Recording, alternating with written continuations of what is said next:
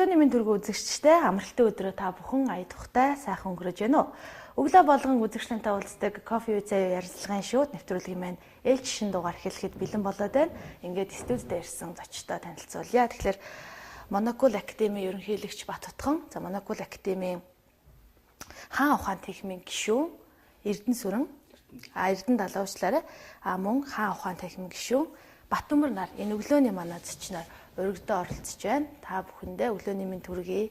Баярлалаа. Та бүхэнд бас өглөөний мэнд хүргэе. Сайхан урьдчиж байна уу? Сайхан. Та бүхэн сайхан урьдчиж байна уу? Сайхан урьдчиж байна. Ирсэн зочдтойгоо цайлангаа ярилцдаг уламжлалтай. Тэгэхээр өргөдөө ирсэн зочд маань энэ өглөөний ярилцлагыг одоо юу гэж эхлүүлэх вэ? Цай байна, кофе байна. Кофе уута би л. Та юу? За. Би цаа. Цай авах уу? Цай авах уу? За. За тэгэхээр хэдүүлээ бас цай кофе явуулж хооронд ярилцлага хийж. Тэгэхээр Монокул Академиас сүүлийн үед хийж хэрэгжүүлж байгаа бас ямар ажлууд байна? Талаар хэлээд мэдээлэл үзэгчтэй. Тэгээ бид нар сая эмэгтэйчүүдийн баяраар Мартин аймнаар гэргийн мэрэгэн ухаанд боловсруулах, хатан ухаанд боловсруулах, Монголын эмэгтэйчүүд одоо зөвхөн эмэгтэй хүн төдий биш, эм хүн болох. Тэр тусмаа гэргийн мэрэгэн ухаантай гэрээ гэгэрл үлдэг эмэгтэй хүн болох. Энэ талаас нь бол нэлээд ярьсан л да. Одоо бол өчигдөр бид нар бас 3 сарын 22-нд манай хам танхим бол алаг сүлт амьлуулах хөх тэнгэрийн дахилгыг хийчихэд ингээд ирээд байж байна. Өнөөдөр бол бид нар одоо хаан ухаан танхимынхаа ажлаар энэ нэвтрүүлэгт ирээд сууж байна. Юу гэхээр одоо сая цэргийн баяр болоод өнгөрлөө. Тэгээ цэргийн баяр гэдэг чинь бол ер нь эр хүн болгон цэрэг шүү дээ. Амьдралын цэрэг те. Зөвхөн тэр төрийн цэрэг, айрмын цэрэг байхаас илүү Монгол эр хүн болгон амьдралын цэрэг байсан. Тэр зүйн өрх гэрийнхээ амьдралын, үр хүүхд тань ижлийнхээ амьдралын цэрэг батлан хамгаалагч. Улс гэрийнхээ амьдралын цэрэг батлан хамгаалагч дайчид байлаа шүү дээ. Тийм тэр утгаар нь бид нар бас энэ цэргийн баярыг зөвхөн нэг төрийн айрмын цэргийн хүрээнээс гаргаад тийм ээ. Бас энэ Монгол улс үндэстний Монгол амьдралын дайчин баатар цэргүүд хэн байсан юм бэ гэдэг тухай. Тэгээд Монгол ирчүүдээ энэ амьдралд нь одоо чухам яг эр хүн хэн байх ёстой юм, эр хүний мөн чанар нь юу байх ёстой юм, яах ёстой юм гэдэг энэ тухай бол бас нэг ирчүүдтэй соёнгийн гэрүүлэх чиглэлээр нэлээд ажил хийлээ. Дээдлэх эр хүн гэдэг баримтат кино гаргаад тавилаа, телевизийн олон нэвтрүүлгүүд хийлээ, сонин ярилцлагууд хийлээ тий. Одоо бол бид нар өнөөдөр сүүлчийнх нь ажиллагаа хийгдэх гэж байна. Өнөөдөр 14 цагаас соёлын төвөргөнд үн төлбөргүй хийгдэх дээдлэх эр хүн гэдэг лекц.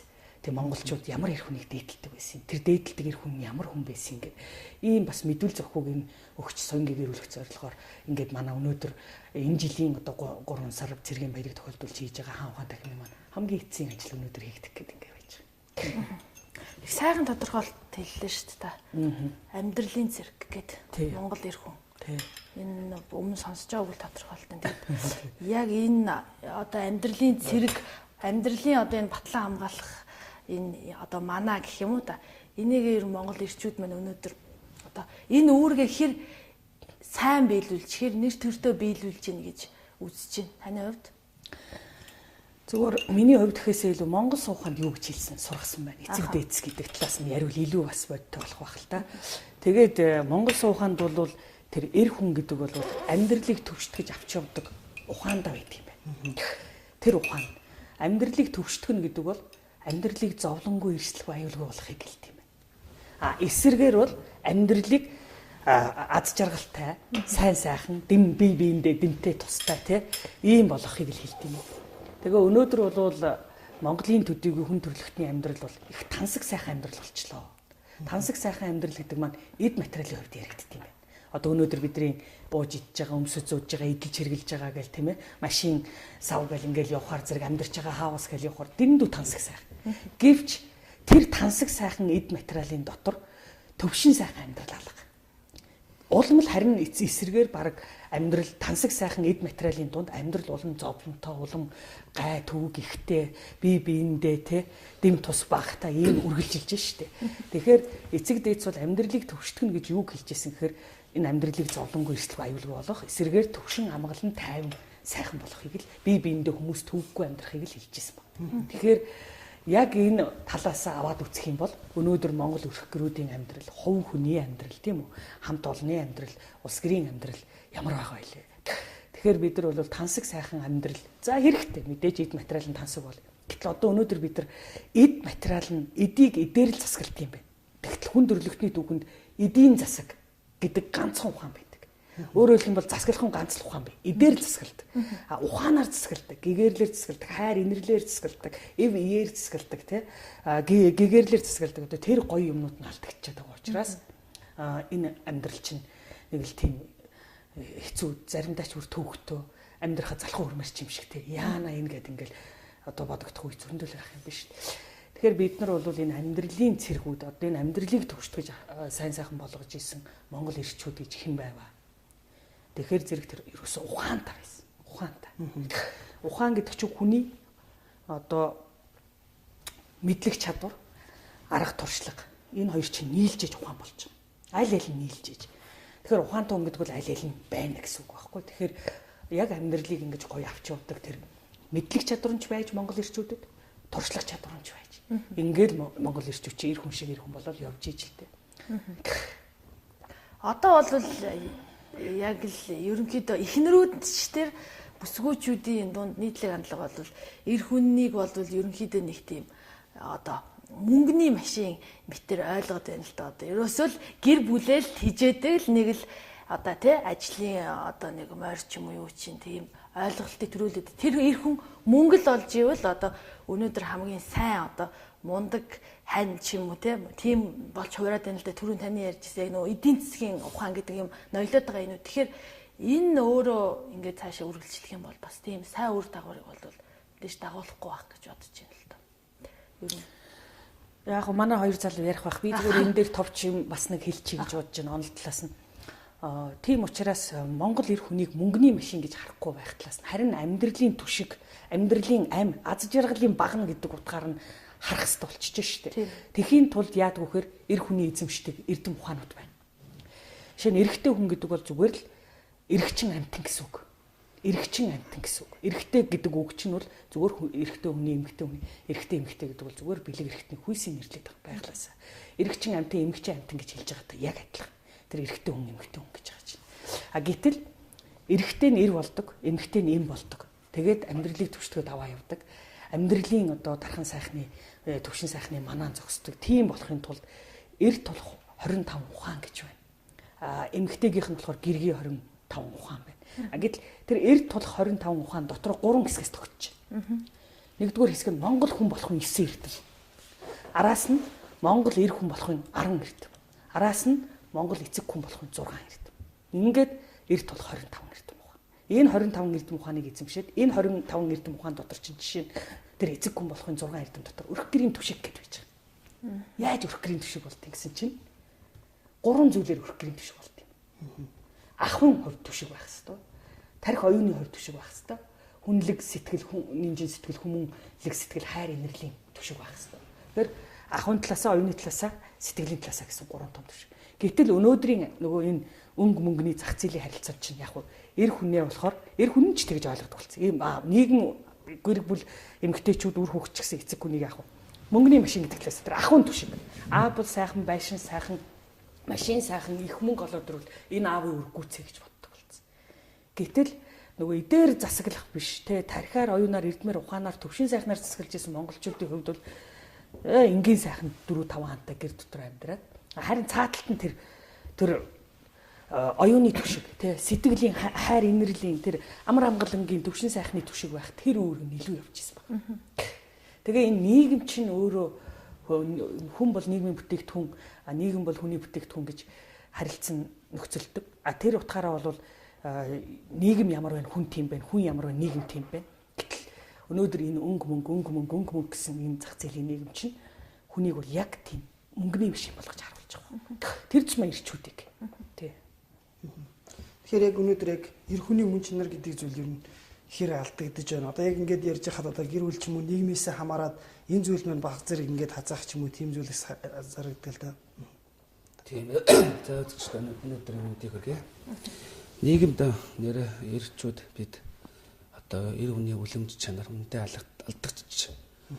Өөрсдөө бид нар дайчилж таавайч юмээ сурыг боловсрыг мэдхээвш оюуны сэтгэлийн үйл ажиллагааны дандаа залхууд орцсон байна бид. Тэгээд манай Монгол суугнаас нь болж байгаа сургалт бол амьдралын сургалт. Амьдралын яг үннийг зөв үннийг одоо хүмүүст одоо хүргэж одоо бидэнд одоо энэс судалгаж энэ сургалт өгч байгаа л да.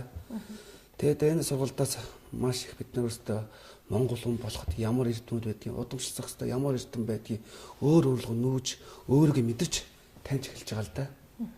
Тэгээд өөртөө ярьж эхлэнэ гэдэг чинь өөр эхлээд өөр над ямар их алдаа бай. Би ямар их алдаатай. Би юугаас юуг алдаад байдгийг өөрлөгөө нүүж эхэлж байгаа юм да. Би надад тийм ямар шинжүүд юм бэ? За ямар сайхан чанарууд нь байна. Энийг өөрөө тэр Монгол суугаад холбоод өгөхөр яг надад ямар алдаа байна, оноо байна. Нийцгэлж байна. Жишээ нь ярихад одоо бор дасан шунах болохгүй эргээд сэтг. Ингээл дотор нь ингээл олон янз одоо 8 шинжүүд байна л дээ. Тэгэхэд л надад бор дасан шунах байлдаг гэж штэ. Тэгэхээр тэнтэл ярихад л би ч нуужлаас энийг шундгийн хэмжээд нь хэр хэмжээд тохируулж тааруулдгийг энийг уух одоо нөхцөл байна. Энийг яах юм гээл. Жишээ нь дэс би татаал авах шинжүүдэл гарч ирнэ л дээ. Тэгээд манай сургуулаас явагдаж байгаа амьдралын засах ухааны энэ сургалт маш бидний бол маш өөр өгөөж байгаа. Тийм лээ. Одоо ер нь яг ингээд анзаараад хахад бол ялангуяа сүүлийн үед одоо эрэгтэй эмэгтэй хоёр хүүсийн ялгаач гэдэм одоо нөгөө нэг онцлог одоо тийм эмэгтэй хүн бол одоо нөгөө уян зөөлөн чигдэг нэг тийм одоо ялгаа байдаг шүү дээ. Ийм ялгаа ерөөсөө сүүлийн үед ялгахтан байла харж хахад ерөөсөө нөгөө ханагар сайхан алхаа гэдэг байдаг гэсэн Монгол ирчүүдийн тийм эрэгтэй хүн чинь ховор үзэгдэх боллоо л да. Одоо жишээлбэл нэг нарийнхан штүзмтэй одоо тийм одоо мэдний ярьдгаар бол ир юм мэддэхгүй гэл нэг тэгж ярьдэн штэ. Тиймэрхүү шинж тэмдгийн хүмүүс ингээ олшроод байна гэдэг энэ юу н одоо юутай холбоотой юм бол энэ бас л нөгөө нийгэм үү буруу. Ер нь бол эр хүнийг одоо ямар эр хүн бэ гэдгийг бол эхнээс нь бол тодорхойлох нь зөв байх гэж бодож байна. За Монгол хүн эр хүн амьдралыг авч явах, засах одоо энэ ухаанд суралцсанаар нь бол 3 бадаг. Одоо муу эр хүн, сайн эр хүн, эрхэм сайн эр хүн. Одоо сайн эр хүн, эрхэм сайн эр хүний одоо эзэмшүүл зохистой түрүүний докторийн хэлсэн 25 эрдмийг одоо эзэмшсэн хүн бол сайн эр хүн болдог.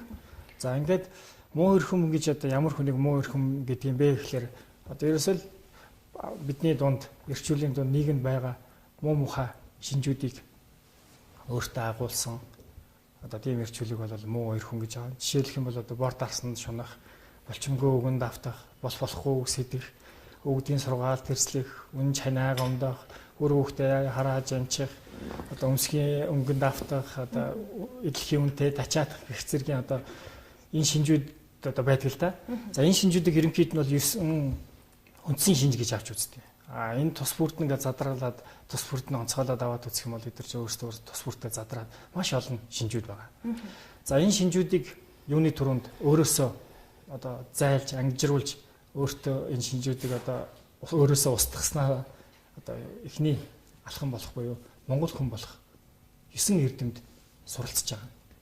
Ингээд 9 эрдэмд Монгол эр хүн болох 9 эрдэм цаашлах юм бол Монгол эцэг хүн болох 6 эрдэм тэргээд 25 эрдэмүүдээ бүрэн төгс эзэмшиж сайн эр хүн болж байгаа. Харамсалтай нь яг одоогийн бидний нийгэмд монголчуудын дунд эрчүүлийн эзлэх байр суурь маань бол яг эр хүнийхээ хувь дээр яхан болж байгаа алдагдсан гэж одоо барыг хэлж болохоор байгаа байхгүй юу.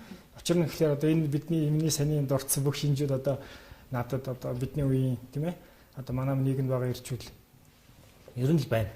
Одоо байхтай харин ямар хэмжээтэй байна уу гэдэг л асуудал байгаа. Тэрнээс бүх шинжүүд их байгаар бол байгаад байгаа. Тийм. Ийм байгаад эмэгтэйчүүдийн нөлөөлөл байгаа юу? Байлгүй яах вэ? Ер нь бол Монгол гэрээ бол 2 багантай шүү дээ. 2 баг нь нэг нэгийгээ дэмнэж нэг нэгийгээ түшижиж Монгол гэрийн тооныг өргөдөг байхгүй. Гэтэл эн чинь эр хүний баг нь те ингээд гулзаагаад байгаа бол одоо далигаад байгаа бол тийм ээ. Энд бол нөгөө баг нь түшиж чадаагүй. Эм хүний баг нь бас гулзаагаад байгаа бол нөгөө эр хүний баг нь бас түшиж чадаагүй, тулж чадаагүй. Энд чинь аль алиндаа байгаа. Гендэ чи гондо чи гэдэг шиг. Ганц ирчүүд, ганц хүүхнүүд гээд явцураад ах юм ерөөсөө байхгүй. Гэтэл энэ сайхан Монгол сууганы сургаал үүд юм. Эм хүн эрд хүрч зүс ордог. Эр хүн эмд хүрч зүгөө олдог гэж. Тэр эр хүнийг зүглүүлдэг. Эр хүн чи өөрөө байглаасаа гал махбодтой. Одоо түрүүний таны яриад байсан те. Гал махбодтой. Гал махбод чи юу эрж хүч, чадал тэнхээ, үйл хэрэг, гүйцэтгэл те. Энэ том хүч тэнхээний талын юмнууд байдаг байхгүй гүйцэтгэл, үйл хөдөлгөөний үйлдэлийн талын юм. Ингээд эмэгтэй хүн хийм махбодтой. Хийм махт гэдэг чи бодно, тарих, сэтгэхгүй ухааны. Тэгээд яах вэ? Эр хүнийг одоо Монгол ирчүүд ч гэсэн эмээгөө хормоод иж хийгээд дэлгэнтжил өсдөг шүү дээ. Эхийнхээ сургаал зөвлөгөөг л авч үзсэн. Манай эцэг дээдс агуу 13 дугаар зуун хүчрэг явахдаа яг л тийм байсан. Гэтэл өнөөдөр бол эхийнхээ зөвлөгөө авахгүй, эхнэрийн зөвлөлөг авахгүй болцсноос болоод ирчүүд яг бас хазаага замаасаа гараад ингээд балраад байна шүү дээ. А гэтэл нөгөө талдаа ирчүүдийг өглөө болгон ажилтнаа хатан. За миний хань Монгол улсын эсрэг гэрээнд гар үсэх зурч. Ард түмний эрх ашиг хүндсэн буруу зөвшөө шийдвэр гаргачих уу гэдэг. Чиглүүлээд гаргадаг, зөвлүүлээд гаргадаг гэргийтэй тийм гэргийн мэрэгэн ухаантан таатан цэцэн ухаантантай бол ирчүүч бас тэгээд байхгүй шин. Хамгийн гол нь энэ эмэгтэйчүүд энэ үүргээ гүйцэтгэж чадах байсан. Яасан эмэгтэйчүүд өөрсдөө бүгд авгаа болцсон. Авгаа болоод эр нөхрөө мөнгөний машин гэж хараад олж ирсэн мөнгөний яаж өрөх үү?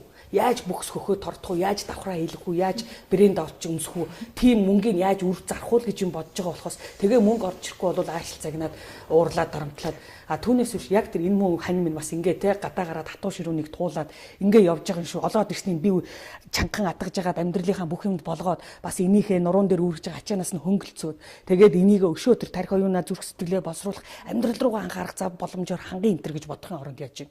Ерөөсөл чи мөнгөний машин мөнгө олж ир. А нөгөө талд нь ирчүүч гэсэн бас тийм. Энэ хүүхэнд бол яг энэ ханд энэ хүүхдүүдэд хэдэн цаас өгсөн болоо гэд гадуур гараад нөгөө батчурмгүй. Тэгэл нөгөө өөр им хөөцөлдөл тийм ээ арх дарс хөөцөлдөл баар сав хөөцөлдөл хувийн зугаац ингээл морь мал хөөцөлдөл ингээл явдаг болцсон. Ингээл ерөөсөө аль алиндаа баг. Зүглүүлэг чиглүүлэггүй болчихсон. Зүглүүл чиглүүлж чадхаа байчихсан тийм аль алиндаа л баг. Тэгэхээр энэ сэтгэлгээг өөрчлөх. За тэгэхээр эмэгтэй эрэгтэй энэ хоёр хүний энэ байдлыг одоо яг эрэг тал руу өөрчлөхийн тулд яг юу хийх ёстой вэ? Эрэг тал руу өөрчлөхийн тулд тэр хэлж штэ. Эрэгтэй хүнийг эр хүн болгох хэрэгтэй. Тэр тусмаа бүр сайн эр хүн, эрхэм сайн эр хүн болгох хэрэгтэй. А эмэгтэйг нь бол эм хүн болгох хэрэгтэй. Тэгтээ бүр эхнэр гэргий болгох хэрэгтэй. Ингэжээж нөгөө хүнийг ханилснаар нь шинжин, малыг ижилснээр нь шинжин гэж үг гэдэг штэ. Сайн сайхан өөдөө явж байгаа эр хүнийг ард ханилсан хүн гэргийн хэн байх вэ? А сайн сайхан өөдөө явж байгаа эм хүний ард ханилсан эр хүн хэн байх вэ? Үн чи тэрүүгээр л шинжиж шүү дээ. Монголд сайхан зүрцсэн амьдралын хуйлууд үг гэдэг чинь амьдралын хуйлууд байж байна. Тэгэхээр зэрэг хэн нэгэн өөдөө явж байгаа бол бат дорж өөдөө явж байгаа ард нь сайн ихнэр байна. А хэн нэгэн одоо навчаа цэцгээ сайн явж байгаа бол ард нь сайн эр хүн байна. Төшчөнд болж байна. Тэгээд одоо 13 дугаар зуун тэр Монголд ирж Монгол яагаад хүчрэг байдаг, дийлчхүү байдгийг судалсан тэр оюуны тагнуул Алтан улсын, Хятад улсын тэр оюуны тагнуулууд чи хаанда хэлсэн баг шүү дээ. Монгол нэг хүчрэг эр хүнийг хаан ухаантай гэдэг юм байна. А тэрний ард түүнээс 10 дахин хүчтэй эмэгтэй хүн байна. Түүнийг хатан ухаантай гэдэг юм байна. Үгүй эмэгтэй хүний хүч чадал гэдэг чинь эрэгтэй хүний хажууд юу ч биш шүү дээ. Ганцхан тэр ухааныхын ядаг хэлээд байгаа байхгүй юу? Тэгэхээр зэрэг эр хүнээс угаас нь өөрөөс нь энэ алд биений атга булчингийн хүч чадал гэж амар юм байж байгаа. Тэгээд угаасаа 13 дугаар зууны судрууд бичсэн их сурвалжуудад нэг эр хүн бол Монгол нэг эр хүн бол 10-аас 20 харийн хүнтэй тэнцэж байна гэдэг. Энд чинь 2-3 их сурвалжууд бичсэн байна.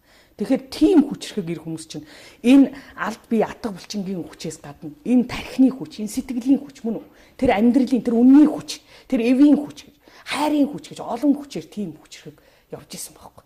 Тэгээд тийм ирчүүдийг тулж исэн эмэгтэйчүүд гэдэг чинь хатан цэцэн ухаантай агуу эмэгтэйчүүд. Тэгэхээр эрэгтэй хүн эр хүн болоод зогсчихгүй цаашаа эцгийн 35 эрдэм хаан 73 сууханд болсроод хаан хүн болж. Эмэгтэй хүн бол эм хүн болоод цаашаа хатан 73 сууханд болсроод мөн эцгийн 35 эрдэм болсроод хатан хүн болж. Ингэж л ийм харилцсан эр эм хоёр хүн харилцсан хариуцлагаа хүлээж үүргээ гүйцэтгэж өрх гэрэгч ус гэрэгч ингэж хамтдаа авч явж байсан байна. Айл нэг нь мэдээч ирчүүд нь төрүүлэх нь тодорхой. Хатад бол ард нь суугаад бүх зөвлөлгөө хийгээл ухааныхаа дэм тусыг бариад ингээл төвшөл явж ирсэн байхгүй. Тэгэхээр өнөөдөр өрх гэрүүдч тэр улс гэрч дороотой гэдэг чинь Монголд бол эмэгтэй хүн олон боловч эм хүн байхгүй болсон. Тэр тусмаа эхнэр хүн гэргий юм байхгүй болсон. Эрэгтэй хүн олон боловч сайн эр хүн эрхэм сайн эр хүн байхгүй болсон. За яг би бол хатуу хэлж байна. Сайн угаасаа ч би хатуу хэлдэг. Цөөхөн ч гэсэн байгаль байх л та. Тэгтэл баг нийт даяараа байхгүй болсон. Ийм учраас л энэ өрх гэр чинь уус гэр чинь унаалаа шүү дээ.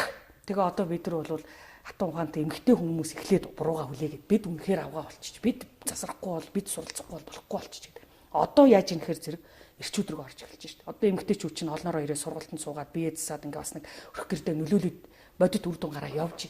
Гэтэл одоо эрчүүд рүүгээ хандж ярих цаг болцсон байхгүй. Тийм. Тэгэхээр эмгтэй хүнээс эхэлнэ энэ. Тийм ч учраас манай академи энэ соёнгийн гэр бүлийн үйл ажиллагаа бол хатуугаан тахимаас эхэлсэн. Эмэгтэйчүүд өөрсдөө эхэлж алдаагаа хүлээгээгүйч эрчүүдийг хүлээлгэнэг бол худлал байхгүй. Тийм учраас эн чинь л хатуу ухаан байхгүй. Тийм учраас өөрсдөө эхэлж алдаагаа хүлээгээд өөрсдөө засаад ингээд ирэхээр зэрэг одоо манай сургалтанд гэр бүлээр явж байгаа хүмүүс зүйнтэй шүү дээ. Бас ганцаараа нөхөр нэрээ суудсан, гэргийн нэрээ суудсан эмэгтэйч. Гэтэл нөгөөдөл чинь сургалт цаашаа явагдсан. За хоёулаа сурахгүй болдгоо юм байна. Одоо тэгээд ирээ суудсан нөхрүүд нь бол гэргийг авчрах гээд ирээ суудсан гэргэнүүд нь болохоор нөхрүүдээ авчрах гээд ингээд хоёулаа суухгүй бол болдгоо юм байна чинь гэдэг ингээд яг амьдралаар мэдэгдэж байгаа байхгүй. Энэ одоо эрхэм сайн эр хүн гэж түрүүн бас их олон дурдагдлаа л да. Тэгэхээр за сайн эр хүний одоо байдаг чанар гэдэг юм уу да. Энэний талаар бас нэг жоохон мэдээлэл өгвөл. За тэгээ. Ер нь бол сайн эр хүн байна гэдэг нь түрүүн таны хэлснээр одоо яг мөнгөний машин тийм ээ. Өөр хэрэг дижээхэнд бол мөнгө олох үүднээс одоо сайн эр хүн байхыг бол бас хэлэхгүй л дээ. Мэдээж одоо өрхийн тэргүүн одоо айлын эзэн учраас үр хүүхдээ харимжлаа дижээхэнд бол мөнгө шаардлагатай боллгүй яг. Гэхдээ эхлээд өөрийгөө засчээж өөрөөр хэлэх юм бол өөртөө байгаа муу шин чанаруудаасаа салж ээж. Тэгээд сайн эр хүний шинжүүд болох илбэрэл, инэрэнгүү, хайр, бат журам, шудраг одоо тий одоо гэр зэрэг одоо монгол хүн болох нь одоо 9 зэргийг номонд одоо мэргэн хормын цовоо, хуйлын шудраг, үгэн цэцэн тэгээ үнэнд баясгалтай гэдэг ингээл тий гой шинжүүд байж байгаа шүү дээ. Яг энэ шинжүүч өнөөдөр хэрэгтэй байгаа байхгүй. Дайндбаатар далаад ус их чинь одоо дайн хийгээд яваад байх гэсэн үг биш тий. Ус хараал гатлаад байх гэсэн. Амьдрал тохиолдох бай мэд талаа мэдтэй хизүү дүгдээ том дэлжгүй юмныг тий ялан дийлдэг даван тулдаг байл гэж. Тий. Тэгээд тэр хуйлын шудраг хормын цовоо гэж. Тэг хуйлын шудраг байна гэсэн энэ эцэг дээд цуганд хэлж шít. Бусдад гай болдгоо, төв болдгоо, зовлон учруулдаггүй байл гэж. Ямар ингийн. Нэрэл тийм шít. Тэгээд зөв хүн бол бусдад гай болдоггүй юм байна. Үнэн хүн бол шудраг хүн бол бусдад төв учруулдаг юм байна тий. Ариун үнэн хүн бол бусдад зовлон учруулдаг юм байна. Ингээд нөгөө хууль чинь хэрэгжиж юм байна л та тий. Энэ чинь нэг онолдоод ах юм байхгүй, ойлгож ядаад ах юм байхгүй. Тэрс маш ингийн. Тэгэл тэр үгэн цэцэн үнэнд баясалдаг гэж.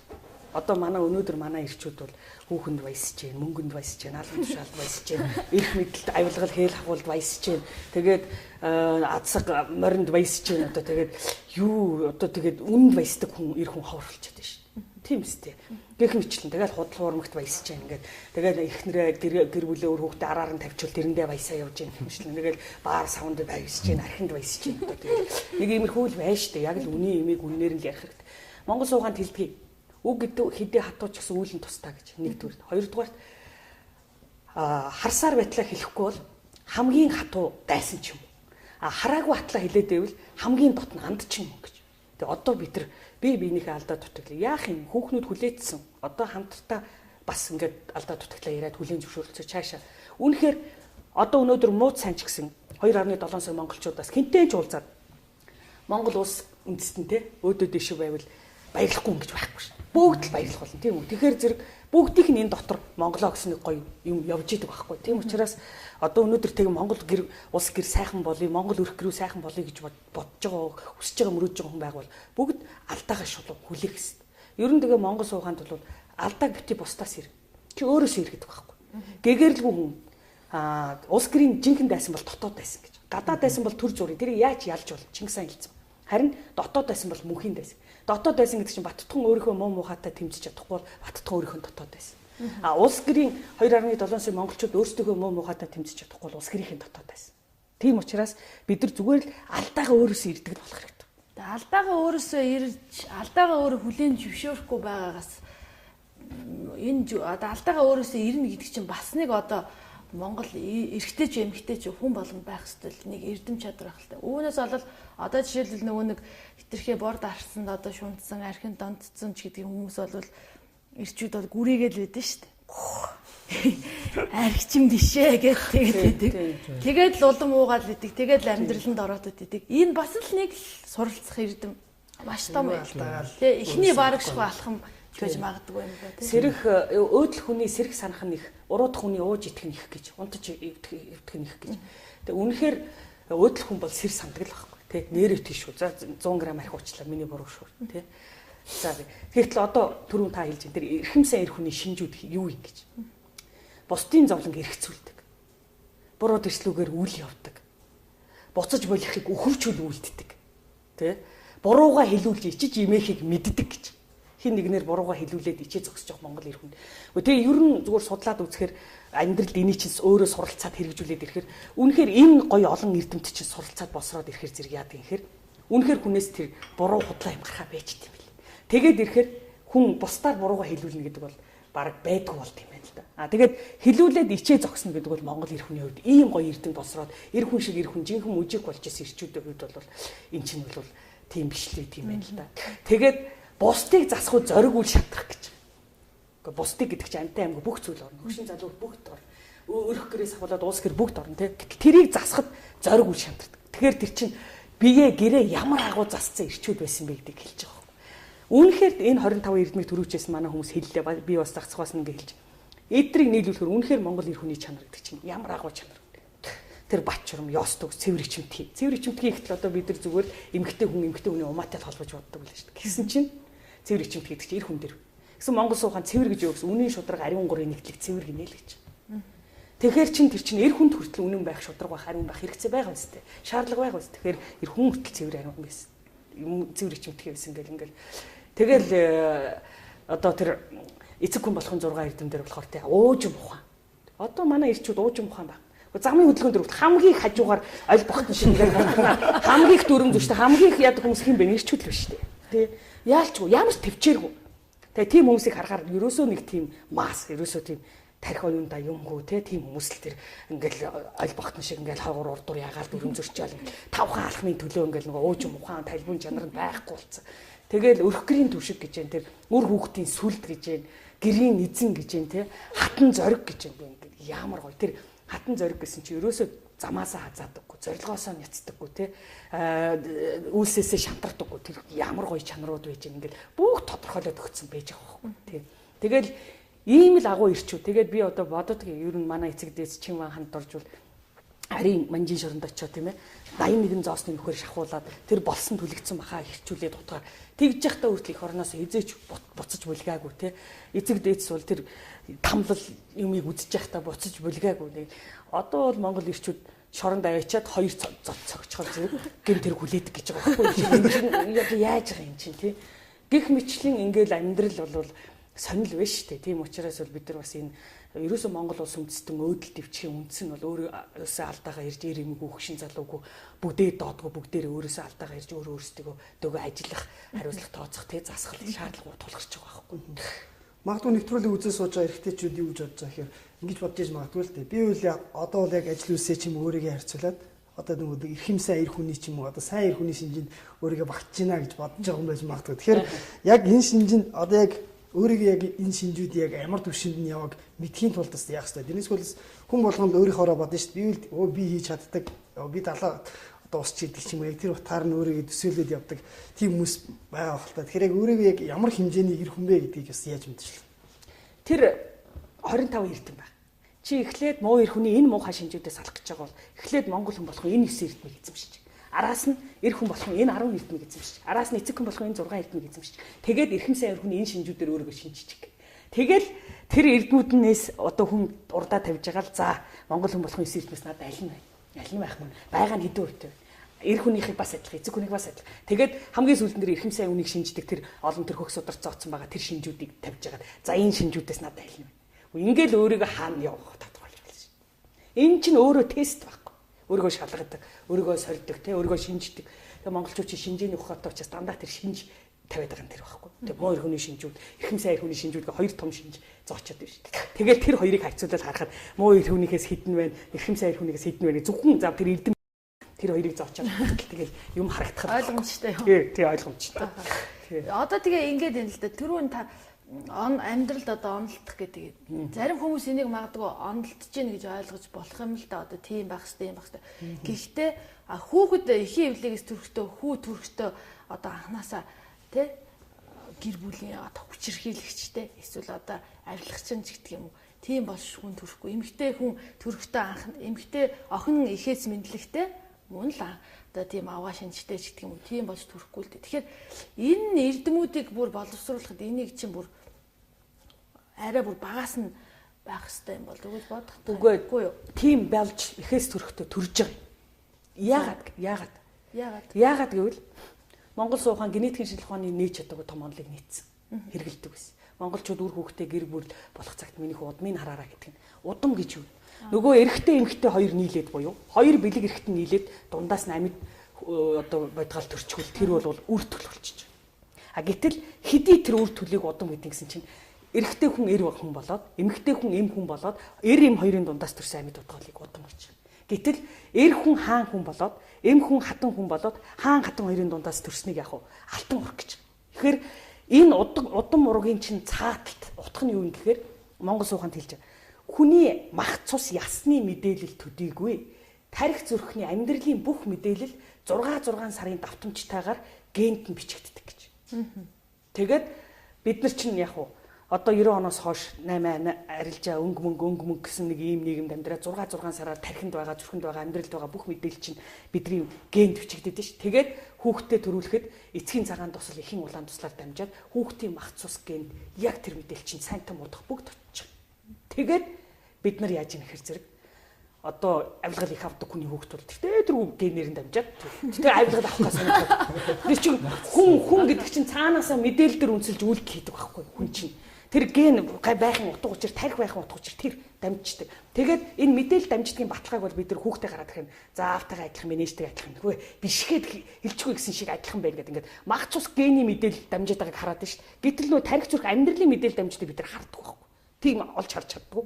Тэгээд одоо Японы эрдэмтэн 60-аад онд Монголд ирээд 5 жил судалгаа хийж бичсэн биш. Монголчууд бол хүмүүжүүлэх шаардлагагүй хүүхдэд хариулах шаардлагагүй малтаа ард. Хүмүүжүүлэх шаардлагагүй хүүхдэд гэдэг монголчууд бие засчихдээ. Гэрээ засчихдээ. Нөгөө амьдралаа засчихдээ. Тэгэхээр яах юм? Нөгөө 6 сараар нөгөө засагдсан гоё мэдээлэл генд нэвчгдээд хүүхдэд дөрүүлэхэд нь эцгийн цагаан тус эхийн улаан туслаар дамжаад хүүхэд нь нөгөө дандаа зөв мэдээлэл очиж шít. Тэгээд дээр нь хүүхд төрөөд гараад ирэнгүүт нь ээж нь аав нь гаднаас нь тарих зүрхэнд нь за миний хүү ингэж болдгоо ингээд нөгөө жинхэнэ зөв мэдээллүүдийг бас заагаад суулгаад өгч. Ингээл удамшил уламжил хоёроо хүүхд яг зөв мэдээлэлтэй болоод хүмүүжүүлэх шаардлагагүй хүүхд гарч. Гэтэл одоо бид нар бол хүүхд хүмүүжүүлэх хэцүү байна. Яг юм хэцүү байна гэдэг байгаа чинь яаж вэ? Бид нар өөрсдөө энэ биендээ энэ тарих оюундаа зүрх сэтгэлдээ энэ амьдралдаа буруу мэдээ, зөвхөөсөө буруу мэдээлэл хадгалаад тэрийг хүүхдэд дамжуулчихж байгаа учраас хүүхд чинь тэр мэдээллийг үнсэлж үйлдэл хийдэг учраас ингээ хүмүүжүүлэхэд хэд хэцүү хүүхд төрөөд байгаа байхгүй. Тэгэхээр зэрэг ерөөсөө энэ монголчууд хэлдэг штэ сайн малчин хүүхэд сайн малчин байдаг. Чи удмын мэдээлэл дамжиж байгааг хэлж байгаа. Энэ уламжлалын мэдээлүүд дамжаад байгааг хэлж өгч байгаа байхгүй. Тэгэхээр эцэг дээдсийн удмыг хараараа гэдэг зүгээр тэр товчхон 2 хүн үгний цаана ийм том философи явуулчихсан. Тэгэхээр бид нар баттхан хүүхдээ яаж төрүүлэх үү гэдгээ бодохын тулд өөрийгөө л засах хэрэгтэй шүү дээ. Бүх мэдээлэл эерэг зөв болохыг л хүсэх хэрэгтэй шүү дээ. Тэгээ одоо манайх их гайхаад байгаа. Энэ одооны хүүхдүүд ч юм өстой ой өрөөгүй юм чи гар уцаагаад ингээ ашиглаад интернет. Тэ манай хүүхч бараг тусгай юм төрчлөө гэх. Үгүй шүү дээ. Яах юм 90 оноос хойш бид нар бүгд гар утас интернет хэрэглэсэн шүү дээ. Тэр чинь 6 сараар генд бичигдээ хүүхд очиж байна. Нөгөөдөг чинь аль үжээ нөгөө мэдээлэл байд генд нь бах цуснд байгаа учраас нөгөө гар утсыг чи хараад таньж जैन интернет чи ашиглаж чадчих. Тэгэнгүүт чи эн чинь баталгаа байхгүй. Тэгтэл аваач чал өстой тусгай юм төрчлөө гэл гүйл байхгүй. Тэгээд тусгай юмнууд төрөөд байгаа юм бол яга Монгол хөдлөхгүй. Ийм л юм байдаг. Тэгэхээр бид нар бол үнэхээр яг хэнийг төрүүлэх вэ гэдэг бидний энэ мах цус генээрээ дамжуулж хүүхдэд өгч байгаа улаан цагаан туслаараа дамжуулж хүүхдэд өгч байгаа мэдээлэлээс хамаарч. Тэгэхээр бид нар авилгачныг төрүүлэх үү, архичныг төрүүлэх үү, эсвэл нэр алдартай Монголын төлөө эх орончдыг төрүүлэх үү гэдэг чинь бидний энэ мэдээлэлээс хамаарч байгаа. Өнөөдрийн лекцэнд энэ тухайгаа бас дурдах уу? Ерөнхийдөө өнөөдрийн лекцэнд очсноор ямар мэдээллийг бас авч болох вэ ирээд маань. Тий өнөөдөр одоо 14 цагт соёлын төв өргөнд бид нар ирчүүддээ залуучуудаа ганц ирчүүд залуучууд гэхгүй ер нь энэ амьдрал ямар байх ёстой яаравдахтай гэдэг энэ зүйлийг одоо ойлгуулж мэдүүлэхийн тулд хүн чинь аливаа сайн сайхныг бүтээхийн тулд мэдлэгтэй байж л юм. Та нар жишээ сэтгүүлчийн мэдлэгтэй байж л энийг хийж байгаа шүү дээ. Огт сэтгүүлчийн мэдлэггүй бол энийг хийж чадахгүй шүү дээ. Тэгэхээр яг энэ шиг бид нар энэ амьдралыг засад төгсгөж сайн сайхан авч явахын тулд бас энэ мэдлэгтэй мэдүүл зохиотой байх ёстой. Тэр мэдүүл зохиог нь хилээд өгвөл одоо манай хаан тагмынхан хэлдэг. Багшаа энийг чинь биднэрт хинч заагаагүй шүү дээ. Зунд сургуулийн багш нар заагаагүй, их сургуулийн багш нар заагаагүй, ээж аваа маань хэлж өгөөгүй, эмээ өвөө маань хэлж өгөөгүй. Энэ чинь мартуулсан юм чи яах вэ? Хүчээр гадны бодлогоор мартуулсан юм чи. Тэгэхээр одоо энэ мартуулсан юмыг зүгээр хөдөлөө өөдлөе гэж байгаа бол сонсъё, мэдэж авъя. Мэдээд авахар хүн амьдрал үйл хэрэг болох нь тодорхой шүү. Тэгэхээр бид нар энэ мэдүүлэх зорилгоор өнөөдөр энэ дээдлэх эрх хүн гэдэг лекцийг соёлын төөргөнд 14 цагаас үн төлбөргүйгээр хийх гэж байна. Тэгээд залуучуудаа Монголын ирээдүй хойч болсон одоо эд өсвөр насны хөвгүүдээ залуучуудаа бас нийт монголчуудаа урьж जैन. Тэгээд манай лекцэнд ирээд энэ байтхаа цогц мэдээллийг одоо бүрэн бүтнээр нь одоо эр хүнээс монгол хүнээс ахуулаад хаан хүн хүртэл бүх төгс мэдээллийг авах болно. Тэгээд лекцэндээ урьж байна. За баярлалаа. Тэгэхээр бидний ярилцах цаг бас өндөрлж байна. Тэгээд амралтын энэ өдөр студид хүрэлцэн ирж за манай үзэгчдэд хэрэгтэй сайхан мэдээлэл өглөө. Та бүхний ажилд амжилт хүсэж байна. За баярлалаа. Та бүхний ажилд ч гэсэн бас сайхан амжилт хүсье. Үзэгчдээ цай кофе юу ярилцлагын шууд нэвтрүүлгийн маань амралтын өдрийн ээлж дугаар өгөр өндөрлөж байна. Тун удахгүй дахин шинэ дугаартаагаар эргүүлж үзэгчдээ баяртай.